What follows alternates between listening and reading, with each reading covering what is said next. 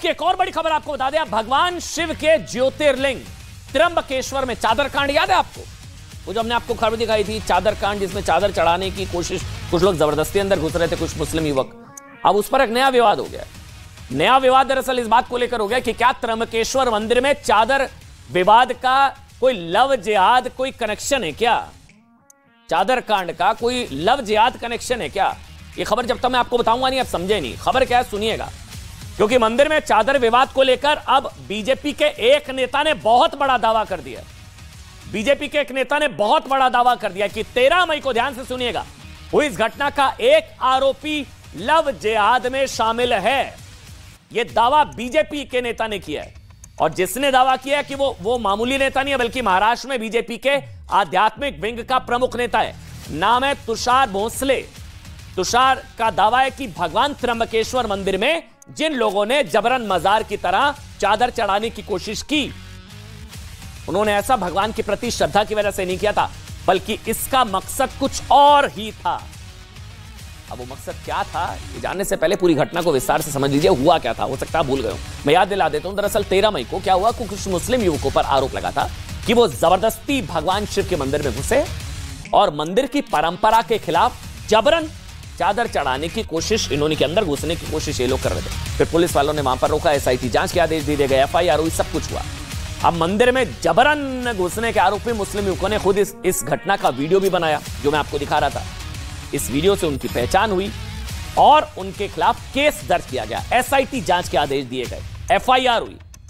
आरोप यह कि मुस्लिम युवक मंदिर में वीडियो इसलिए बना रहे थे ताकि वो दिखा सके कि ये लोग मंदिर जाते हैं।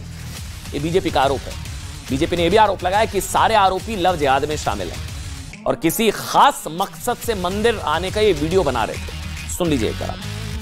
हिंदू धर्म की बेटी के साथ अत्याचार करने वाला और बाद में उसके साथ की हुई व्हाट्सएप की चैटिंग हो या उसके फोटोग्राफ्स हो, उसको भेजकर उसके साथ ब्लैकमेलिंग करना, ऐसा घिनौना कृत्य करने वाले जिहादी लोग त्र्यंबकेश्वर के हमारे मंदिर में परंपरा के नाम पर धूप दिखाने को जा रहे थे और उनको रोका गया। मंदिर प्रशासन ने पुलिस में शिकायत दर्ज की है कि ऐसी कोई परंपरा हमारी नहीं है, मंदिर के गेट से अंदर गैर हिंदुओं को प्रवेश वर्जित है। ऐसा होते हुए भी जानबूझकर मंदिर में संदल की धूप लेते जाना। अब ये लव जिहाद, मतलब चादर कांड का लव जिहाद कनेक्शन बकौल बीजेपी नेता, उनके आरोप हैं। उसकी जांच हो ना हो, वो जांच होनी चाहिए। वैसे देखिए, लव जिहाद के मामलों में ना अक्सर ये आरोप लगते हैं कि मुस्लिम युवक पहचान छिपाकर हिंदू बेटियों को धोखा देते हैं, नाम कुछ और बताते हैं, कलावा पहनते हैं, माथे पर तिलक लगाते हैं और मंदिर जाने का नाटक करते हैं। ये आरोप लगते हैं।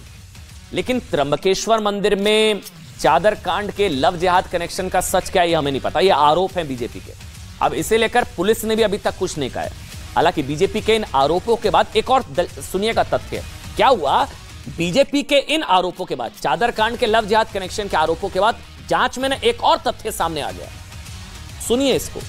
मंदिर में घुसने के एक आरोपी अकील सैयद पर एक हिंदू लड़की से छेड़छाड़ की एफआईआर दर्ज है। एक पर जो घुसने की कोशिश कर रहा था, उसके खिलाफ पॉक्सो एक्ट के तहत केस चल रहा है।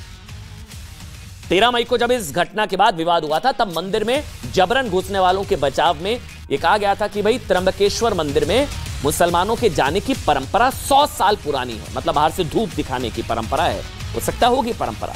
लेकिन एसआईटी ऑर्डर हुई, एसआईटी जांच के आदेश हुए, एफआईआर हुई, लेकिन इसमें साजिश की बू आई ट्रस्ट की तरफ से कहा गया ये कि कोई साजिश लगती है।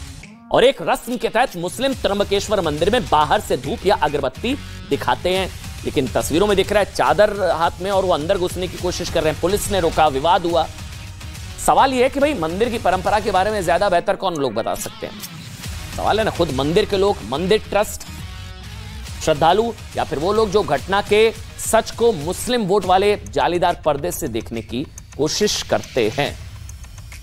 आगे बढ़ेंगे। देखिए, बाबा बागेश्वर की बात करना बहुत जरूरी